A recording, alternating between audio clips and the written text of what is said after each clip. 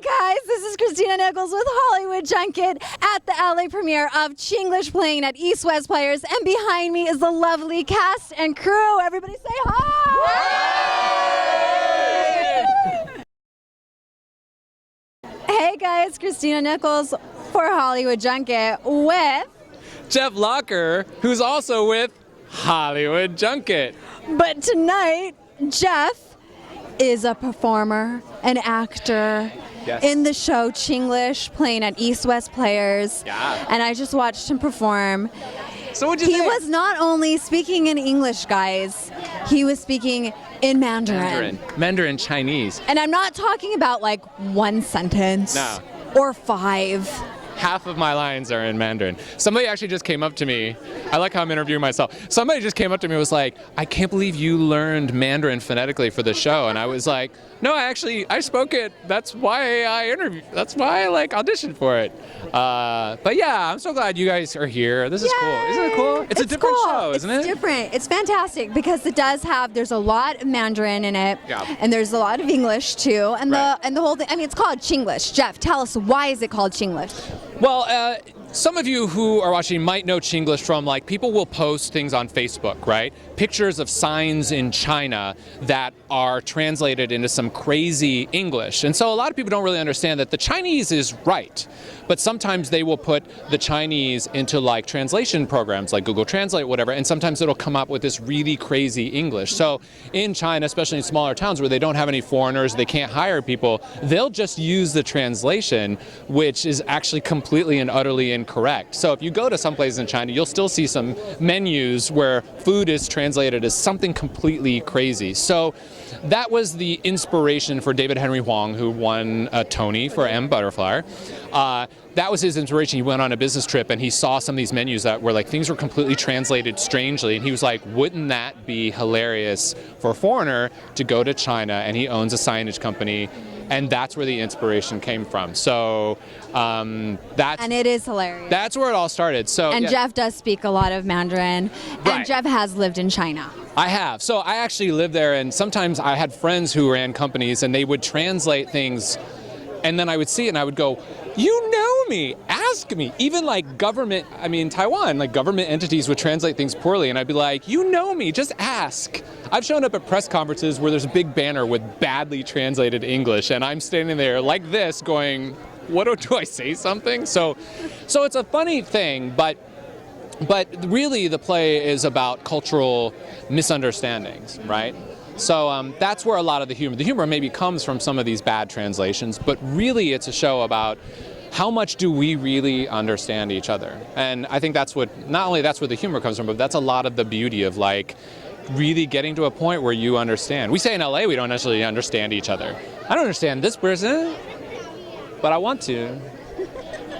Yeah, but that's the crux of it. So my character is a guy who is basically stuck between two cultures, which actually really mirrors my real life. I lived in Asia for almost 15 years, so there's a part in the show where I can let you talk, I suppose. There's a part in the show where I talk about living there and people saying you're kind of half Chinese. And then the character leaves to go back to England, and I took a time where I actually tried to go back to the States, and I felt so lost because my entire adult life was in Asia, and I came back and I didn't know how to talk to people. I didn't know all the slang.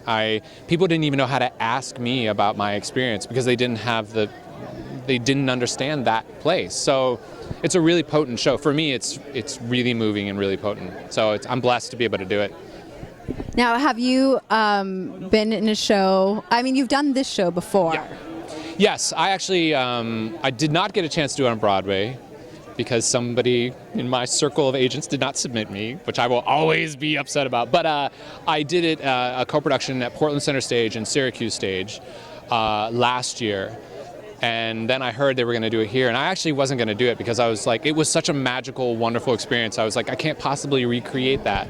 But that's the beauty of the play, is it's so potent that no matter what, the cast is going to be great. So what's it like for you doing a show you've done before and a character you've experienced before, but in a new environment with a new cast? What's that like for you as an actor?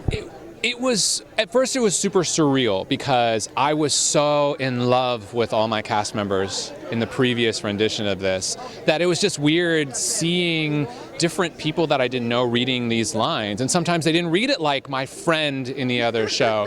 Fortunately in this cast though, Cara Hwang, who plays She, we were actually friends beforehand, so I was like, you have to audition, and if you do it, I'll do it. And she's like, well, if you do it, I'll do it. So fortunately we both got cast, and we talked about it, and it was like, I can do that because I'll have a friend that I really appreciate and I have affection for. But it was, at the beginning it was really, really strange, but then the beauty of the play is it's going to be funny no matter what. So as an actor, it was really actually kind of amazing for someone who actually was like, I got this character. Nobody on earth knows this character like Jeff Locker does, because it's essentially me, other than being British.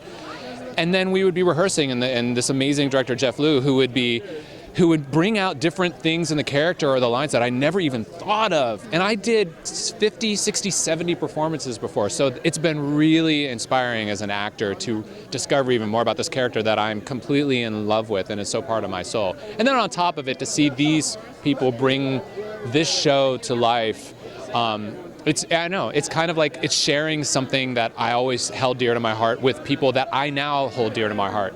And I can bring friends like Christina and LA friends to come and be part of something that they've heard me talk about for so long, and some friends here came tonight and they're like, Jeff, I get it now. I get it. You've talked about it, and now I understand. So it's really quite potent. So guys, if you want to see Jeff in Chinglish, come on by to East West Players. Yeah. In Little Tokyo. Yeah, grab a bite, come early. There's some great food. Come see this wonderful show. There is some Mandarin, but there's surtitles, so you'll be in on the joke the whole way. And then come by afterward and say hi and say, I watch Hollywood Junket. How's that? Christina Nichols and Jeff Locker for Hollywood Junket.